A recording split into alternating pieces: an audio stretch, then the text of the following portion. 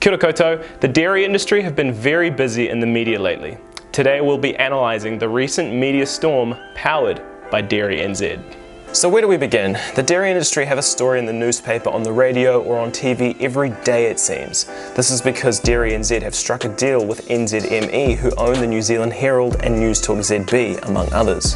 Because of this, there have been a flood of pro-dairy articles in the New Zealand Herald and a strong focus on urban waterway pollution because of DairyNZ's new campaign titled "The Vision is Clear," which from my perspective is a campaign that aims to drive the attention away from farmers and onto general members of the public. We Kiwis really care about the water. We love it. Like this guy. Yeah. We swim in it. We fish in it. My rod's way better than yours. I understand DairyNZ would want to relieve the pressure that is currently on New Zealand dairy farmers. However, I think this is time and money that would be better spent elsewhere, like improving current dairy farming practices, maybe helping with urban infrastructure, or diversifying our dairy industry into alternative dairy products. So the focus of this video will be looking at this ambiguous article posted in the New Zealand Herald, funded by DairyNZ's project "The Vision is Clear," about how everyday Kiwis can do their bit to help the New Zealand waterways. Okay, so tip number 1, washing your car. Wash your car at the car wash if possible, as they have high quality filters to remove chemicals. If you're washing it at home, try to wash it on the grass and away from drains using environmentally friendly cleaning products. Plus, if you can use a bucket instead of a hose, you'll conserve water too.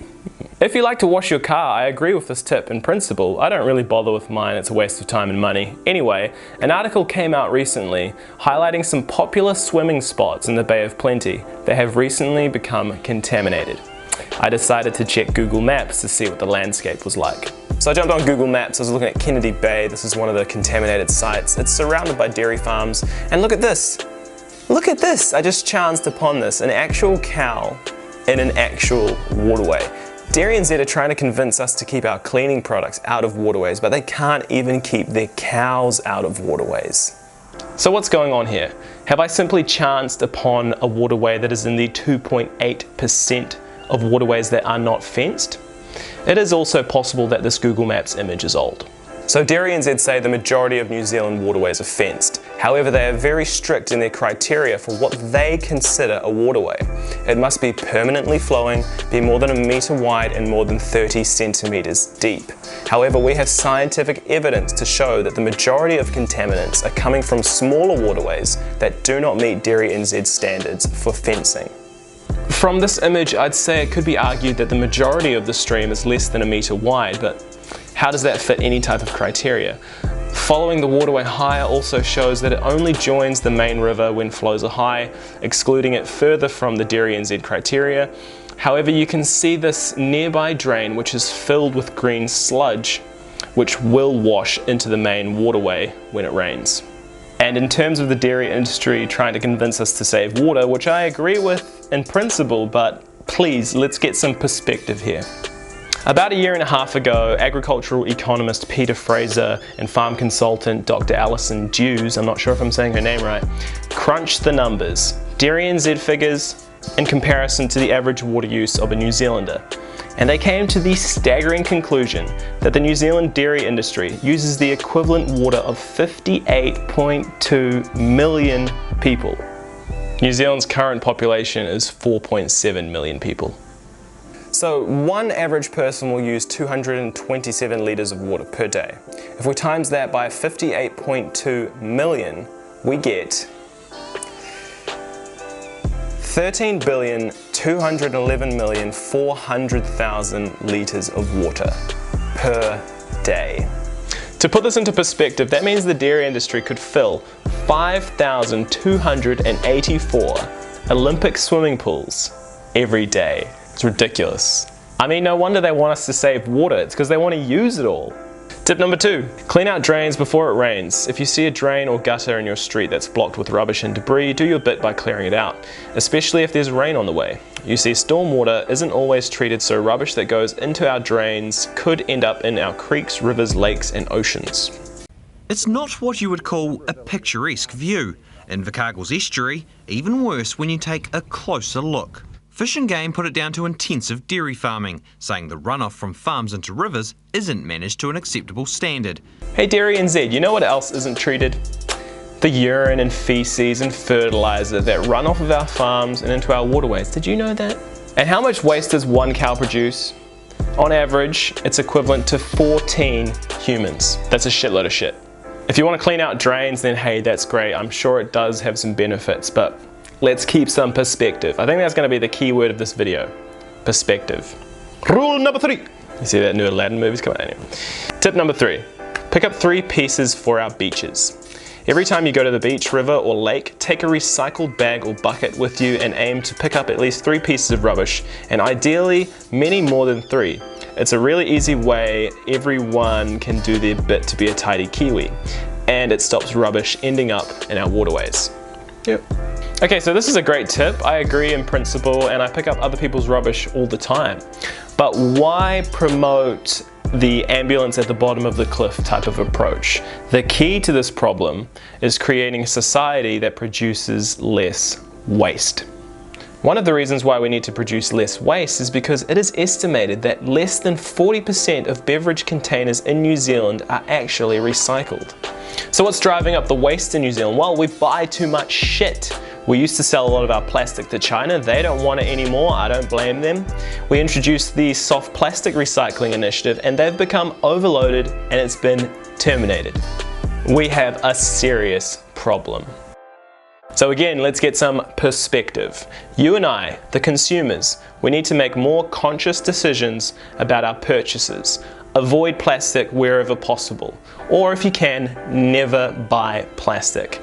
But the truth is, this message, which is incredibly important, is never going to come from an industry that sells a product in a plastic container. And just to be fair, this does include our beloved plant milks, which come in even harder to recycle Tetra Paks. We don't even have recycling facilities in New Zealand for these. So if you can, make your own plant milk out of nuts and seeds, or coconut milk that comes in a can, which luckily can still be recycled. Okay, another perspective. What is causing the environmental degradation and health risks in New Zealand waterways? Is it plastic, urban pollution, infrastructure, or is it something else? Are we focusing here on the wrong issue? This is a problem that can be mapped to the last 15 years and the intensive and extensive expansion of the dairy industry. These four-legged things that are black and white and go moo and have the pollution footprint of 14 people. So if you look at New Zealand's population in cow terms, we're basically turned into Japan. That's the problem. And how about the most recent health scare in Canterbury, where some rural water supplies showed nitrate levels well over the amounts that are associated to certain diseases, in particular colon cancer. What we're looking at is the levels of nitrate in water samples from rivers and a whole heap of bores around Canterbury. So what we wanted to do was just see where it's at, but there's also the realisation of a huge study, international longitudinal study looking at nitrate in drinking water and finding that the levels that are being used at the moment, they're based on World Health Organization limits, which are about blue babies, and what they found in their studies is levels around 3.8 milligrams of nitrate. Once you get past that in drinking water, the chances of getting colorectal cancer are significantly increased. So what did Mike find in these rural waterways? 5.5, 6.5, and some as high as 8.1 milligrams of nitrates. The consensus was that in urban waterways, the average was about 2.0, which is stable. However, in rural waterways, they showed levels of dangerously high amounts of nitrates. So where are these nitrates coming from? Plastic? Or is it maybe the nitrogen fertilizer and nitrogen from cows' urine that goes onto farmlands? Even the CEO of Ravens Down, one of the primary suppliers of New Zealand fertilizer, says that New Zealand farmers are using too much nitrogen fertilizer. And how about one of the worst water contaminations in New Zealand's history? Campylobacter in Havelock North. The government inquiry into Havelock North's drinking water has opened with the focus immediately going on a pond that sits near the drinking bores on Brookvale Road there. The inquiry is looking at how the Havelock North water supply was contaminated, poisoning more than 5,000 people with Campylobacter. 3 deaths have been linked to the contamination. A more recent report has linked a 4th death to the outbreak, with the financial cost of the contamination to exceed $21 million. The most likely culprit for the outbreak was sheep feces. However, Campylobacter can be contracted from any ruminant species, including cows. Tip number 4, clean up spills with newspapers or rags, not water. Avoid spilling oil, solvents, radiator fluid and other chemicals onto driveways, paths or roads where they can wash into gutters and drains. Maintain your vehicles to avoid this, and if chemicals do spill, soak them up with newspaper or rags, not water, and put them in the rubbish. Dispose of chemicals responsibly by using collections in your area. Contact the retailer or your local council for the best disposal methods near you. Man, that was a long one. So I agree in principle here, it's not a bad tip. However, I would say it's more efficient for us to be encouraging cleaner versions of transport like cycling, or at the very least carpooling, or public transport. The problem here in this case is that we simply have too many cars on the road. And they say to clean something up and to put it in the rubbish, as if once it's in the landfill it's out of sight and out of mind, but the fact of the matter is, when something is in the landfill it does not make it immune from additional pollution. It can still leach nutrients into groundwater, and when it rains it can flood, and anything in the landfill may end up in our waterways. The key is that we need to reduce the amount of waste that we are producing. So there's an obvious focus on urban waterways in this article, and from this table that I've taken from figure.nz, you can see that on average, urban waterways have more contamination than rural waterways. However, according to this article by Mike Joy, urban waterways only make up 0.8% of waterways in New Zealand, whereas rural waterways and farming catchments make up 40%. So the table should actually look more like this. And the thing about this is that is as little as I could scale it. 0.8% would look like much less. Tip number 5, don't paint our waterways. For every New Zealander, over 6 litres of household paint is sold every year, and much of that ends up sitting in containers filling up landfills. Or worse, being washed out or poured down drains. Some paint retailers will recycle or dispose of unwanted paint and containers responsibly, and donate recycled paint to community groups. So contact your local paint retailer for more details. So yeah, it's a good tip. It's a good tip, okay? I could give the dairy industry some silt for their own chemicals and fertilizer and runoff that they pour into the waterways, but if you've made it this far into the video, I don't think I need to go there. Tip number 6, consider pets and winds when putting your rubbish out. If the weather's windy or you have lots of neighbourhood cats, it's better to put your rubbish out the morning of collection. I think we all do that anyway. That way there's less likelihood of bags getting torn and spilling rubbish all over your street and into our gutters and drains. So just personally, I don't eat meat or probably anything that's attractive to a cat, but if you do, or if you have any food scraps as a matter of fact, do not put it in the rubbish, because food scraps do not break down properly in landfills. Instead, you need a compost bin at your home, or just spread it on your lawn so the neighbourhood scavengers can find it and make use of it, because no one is going to make use of it in the landfill. Whew, okay, we're nearly there. Tip number 7, sweep paths, driveways and gutters with a broom rather than a hose. This not only saves water, it helps prevent garden refuse, chemicals and other rubbish being washed into stormwater drains where they can end up polluting our creeks, beaches, lakes and rivers. Seriously, let's not get it twisted.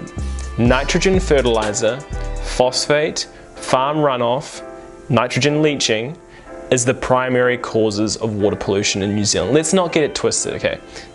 This is a shit tip. Hashtag shit tip. Whew. Tip number 8. Seems obvious, but don't litter. Yeah, that's obvious. Put litter in the bin or take it home. Remember, anything you throw out onto the street or footpath, including cigarette butts, that is a big one, could end up in our rivers, lakes, oceans via the stormwater system. Very true. But that is going to be the most obvious tip in this list. I think they should have made it like top 3 or top 4 tips, because these tips are seriously getting worse and worse. Honestly, it doesn't really deserve an answer, but yeah, I'll agree, don't litter. Tip number 9. Check, clean and dry your gear between waterways. Freshwater pests, including DairyNZ, can be spread by a single drop of water or plant fragment. You can help protect your favorite waterways if you always check, clean, then dry any equipment that comes into contact with the water between every waterway every time. So the last report I saw said DairyNZ is going to cost New Zealand around $285 million. I just hope that dairy farmers are taking their own advice in this case and checking the hooves of every cow, every horse, every sheep, every animal that goes onto their farm and onto other farms. Because it's not just DairyNZ that we have to worry about. For example, who remembers M. bovis? This year, the government, along with industry, made the decision to embark on an eradication program for M. bovis in New Zealand. A total estimated cost of $870 million over 10 years. $886 million, that is a lot of money. In my opinion, it would be better off spending that time and that money moving to more sustainable, more ecologically reliable plant-based products. The disease management plan was estimated to cost $1.2 billion, and now New Zealand farmers are worried that the New Zealand government has made the wrong decision. Up until this outbreak, New Zealand and Norway were the only 2 countries in the OECD to be free of Mycoplasma bovis. New Zealand is the first country in the world to attempt eradication. It is clear that other economies and other dairy industries are managing just fine. This is a complete waste of dairy farmers' time, New Zealand taxpayer dollars, and the land of New Zealand. DairyNZ CEO Tim Mackle says dairy farmers quite rightly get sick of having the finger pointed at them, when actually a great majority of them have been making great progress in the last few years. It's time we start to get a bit more balance in the conversation. But the problem, Tim, is that there is one industry in New Zealand, the dairy industry, that should be burdening the majority of the blame for the degradation of New Zealand waterways. For real, I do not blame individual dairy farmers. It is not the farmers' fault, and they are working incredibly hard, harder than most people work. The problem is the leadership of the dairy industry. Number 10. Stop drinking dairy. Wow. No, it doesn't say that. Okay. Tip number 10. Become a waterway warrior. Talk to your family, friends and neighbours about how they can help too, and work with your local community to ensure that pesticides, antibacterials and other toxic chemicals aren't used at schools, local parks and in other public areas. Even better, sign up to the CLEAN team, riparian planting, wetlands restoration, beach cleaning. Thousands of Kiwis are working hard to clean up our waterways. Okay, what we really need to become is dairy propaganda warriors. We need to learn to fight through the dairy propaganda, which is exactly what this article is. It's moving the attention away from where it should be. And I have a lot of respect for dairy farmers, okay? I understand that they're just trying to create a sustainable industry that's going to benefit the New Zealand economy. But taking advice on waterways from the dairy industry is like taking climate change advice from ExxonMobil, okay? What we need to do is to learn to fight the dairy propaganda so that we can teach your everyday consumer the truth, so that they can wade through the silt, the algae and bullshit that has been left behind by the dairy industry. And the main thing people will tell you is that the majority of our dairy products are exported, which is true. So how can domestic consumer demand affect the supply chain? Well, think about it. What New Zealand dairy farmer would want to continue in this industry if there was no public support for that industry? We need to start moving our dairy farmers away from dairy and onto more sustainable plant-based products. If you found this video interesting, please like, share, subscribe, and tell your friends to watch so that they can learn about the truth behind the propaganda of DairyNZ's program. The vision is clear. Thank you for watching. Peace out.